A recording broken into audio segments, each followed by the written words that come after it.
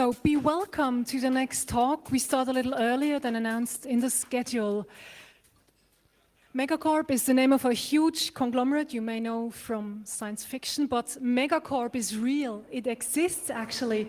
Its mission is to acquire all fraudulent and scam companies that populate the internet and even already have tried to scam you. So Megacorp is an umbrella corporation that includes all scam companies, and it's a piece of art. So please welcome the two artists, Linda Kronmann and Andreas Zingerle, who will tell you everything you need to know about Megacorp.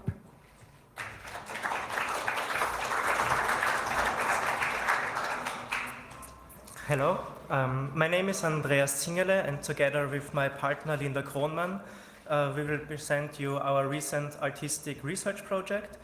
The title of our talk is Trust Us and Our Business Will Expand, Visualizing Fake Websites from the Artist Against 419 database.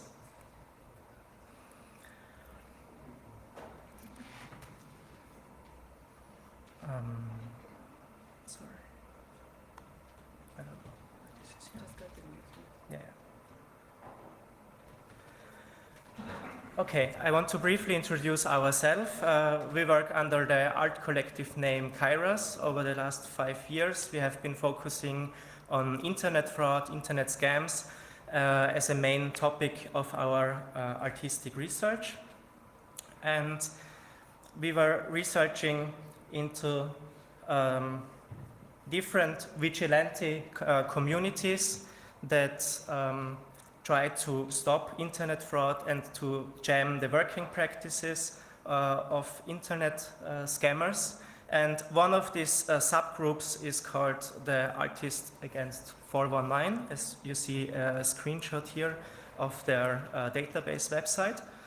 And when you visit the AA419 database, you can open the different links that you see, and these links are entries that are reported fake companies.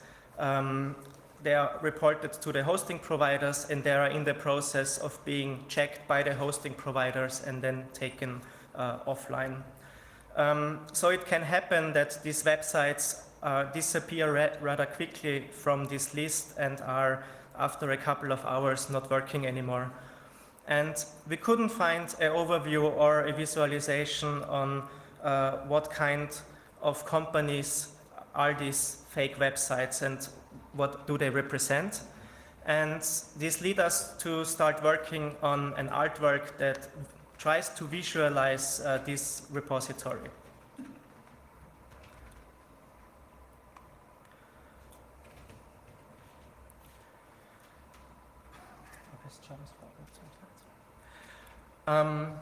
So looking at the tactics of these vigilante communities, we can find old tactics and newer tactics that they use.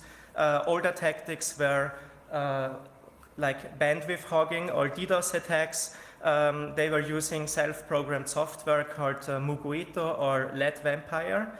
And basically it was a freeware programs, web-based applications that was very easy to use. You just started up the program and left it running in the background. The program was repeatedly downloading images and HTML files from the scam website until the bandwidth limit was exceeded. Once the website was shut down by the hosting company, they would either refuse to host the website again or would insist to charge a higher fee to the fraudster because he's using more of the bandwidth.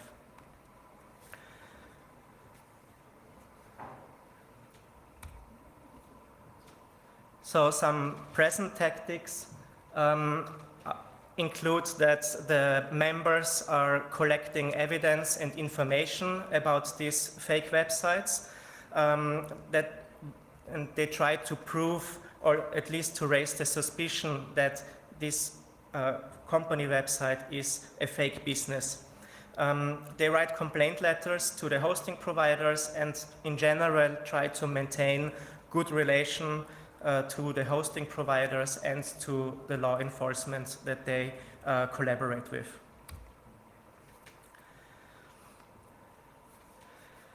So when we look at some of the open source intelligence tools that they are using, then we see that they cross-check whois and DNS entries. They contact the official website owners and see who is repeating there and who is answering their questions. They crawl the web for copies of the website. They check registers in the specific countries that the company claims to be registered, if there is any official files about it. They even visit the physical addresses to see if the company is located there. And there are many other tools available, but we wanted to also focus on the tools and on the strategies that this online community is using.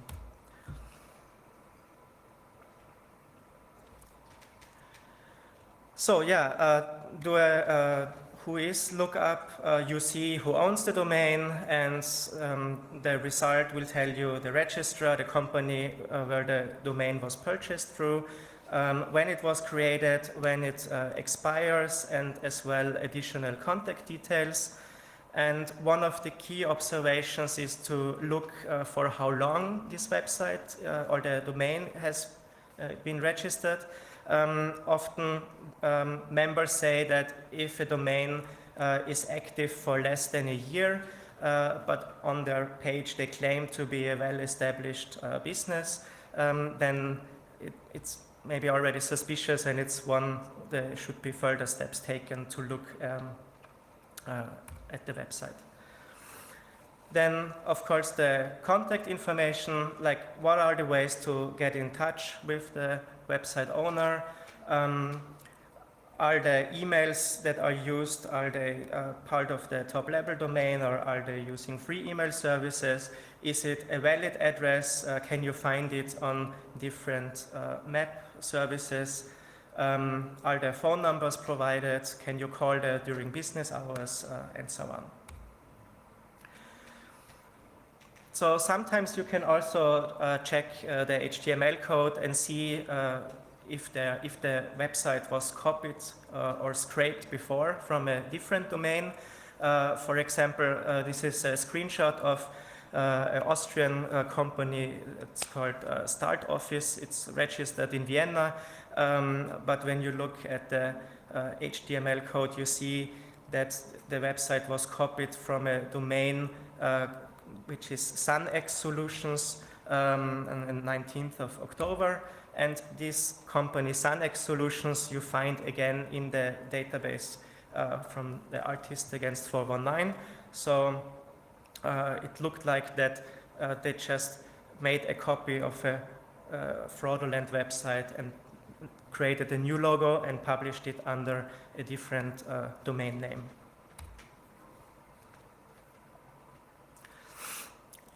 A lot of the fake sites can be found by searching for text phrases or sentences. Therefore, you can find other fake websites or the original page where text has been copied from. For this, actually, they use different plagiarism checkers like this Copyscape, but there are different other programs that you can use. That was just one example. Once they gathered this different information that should raise a suspicion or prove that it's a fake company, they start filing a report where they also have generators to do that or to assist in these steps going through it. Basically, they contact the hosting providers and the registrar, and they look for other possibilities to warn potential victims or other organizations. Like in Austria, there is the watchlist internet where you can report fake businesses, or some of the scam baiting community members also set up websites and platforms like the Scam Warners, where you can discuss business proposals or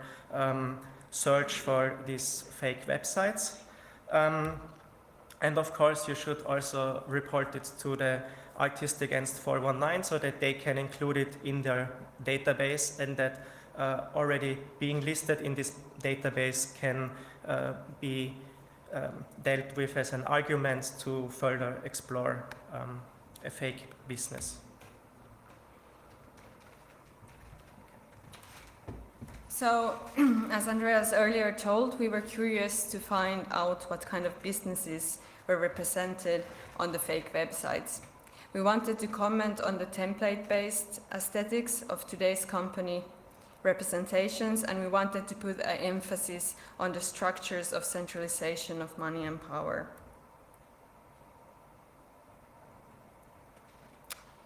The inspiration we took from science fiction, as was told in our introduction, especially from William Gibson, who actually coined the term megacorp, as a big evil corporation that wants to take over the world. And these megacorps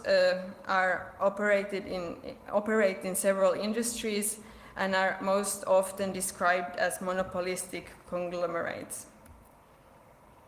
So in science fiction, there are many examples of megacorps. Some of the logos we have also seen people wearing here at the conference. For example, the Tyrell Corporation from Blade Runner, or the Weyland-Yutani Corp from Alien, but of course there are many more.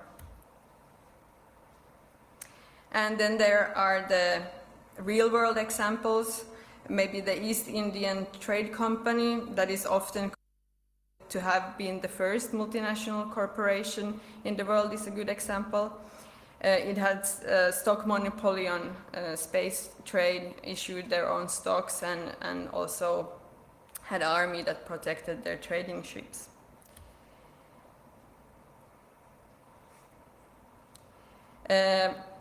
Another real-world example could be the Saudi Aramco. This is the world's most valuable megacorp with the world's largest crude oil reserves. And I quote from their 2014 Facts and Figures report.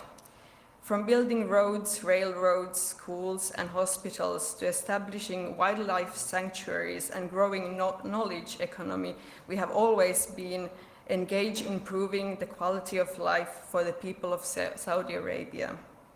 And of course, we know a lot of other megacorps also in the tech world.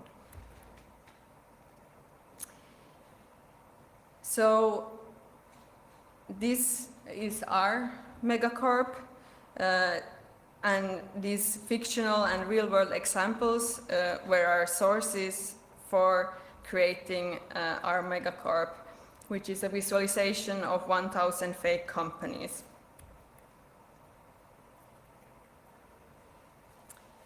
To start with, we had one challenge when websites were listed in the database of the hosting providers.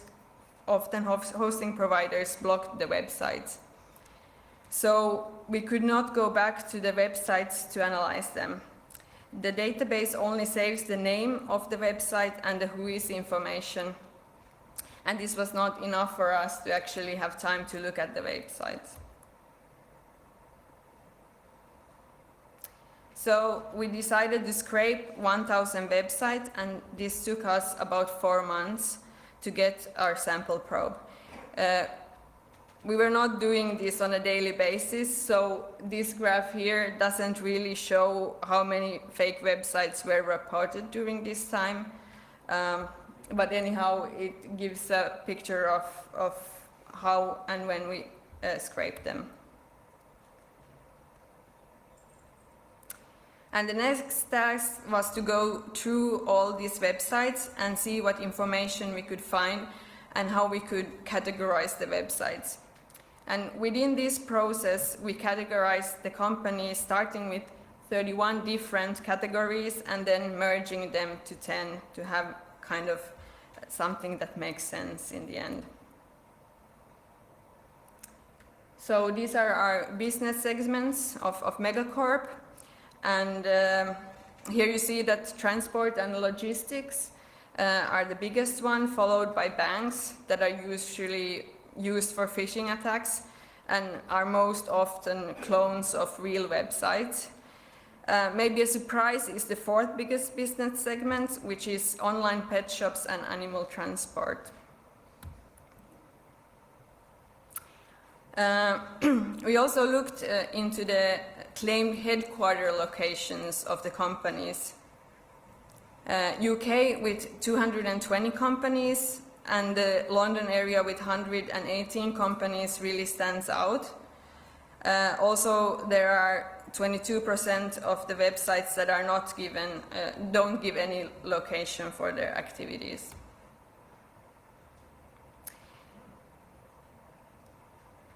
This and more information we collected into a website and a printed interim report. We also have a couple of copies with us, so please come and get yours after the presentations. We have there also like the data kind of put into segments, into the different business segments. Where do the headquarters of different business segments, where are they positioned, and so on. And of course, because it's an interim report and we kind of had annual reports as our inspiration, the report also states a mission and a vision, and of course we have a letter from the CEOs as well.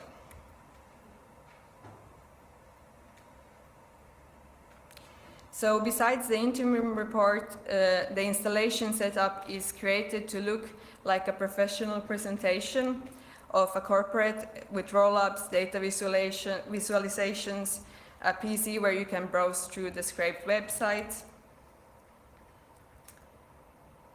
We have several videos playing in the gallery, one showing the key figures of Megacorp in a corporate showreel with fancy animations and uplifting music.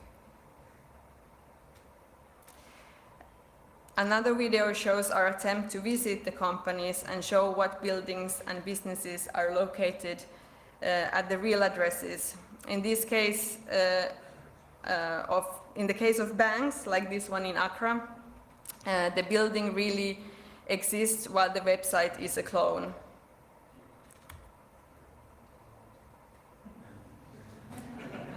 Other times we ended up in weird places like this residential area in Glasgow.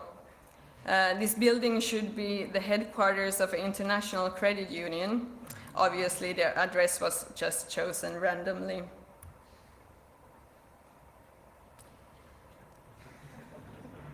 Megacorp also has 3 headquarters in Hamburg that we plan to visit actually during this conference. One is actually really close to here at Dammtorstrasse 14, where a logistic company called multilogistics.com should be located. This is how it looks like. And there is no multilogistics there, so.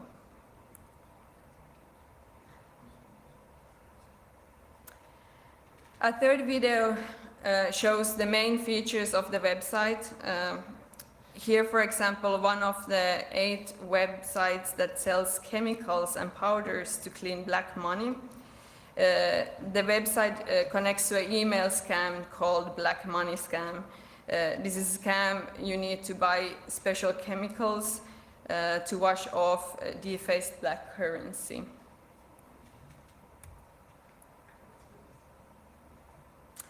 So, to conclude, we wanted to create artwork that visualizes the effort that this scam baiting community is doing, and to create a time capsule of fake websites. So, thank you, and at megacorp.kairos.org you can visit the websites. They are there as screenshots. In the gallery setup, we actually have the real websites, but there you also see the different segments and how many companies are in each segment and where they are located. Yeah, and the reports are here.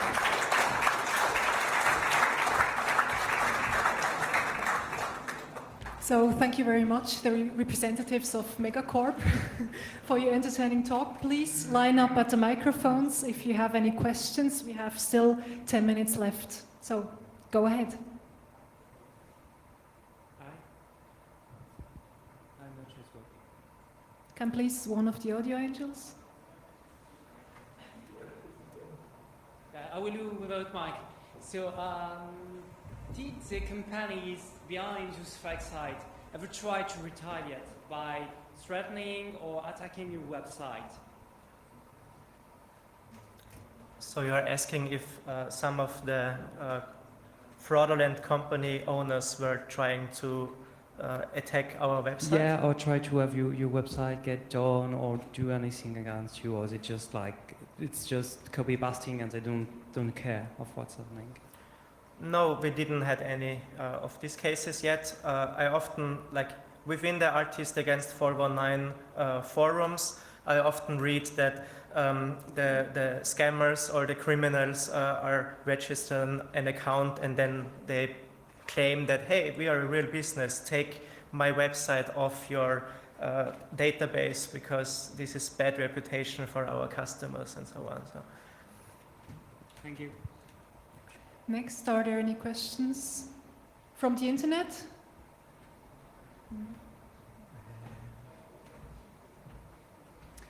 So I would say, if there are no questions left, I think there. is there someone? No, so I would say thank you very much and a warm round of applause for Linda Kroner and Herr Singel for their talk. Thank you very much.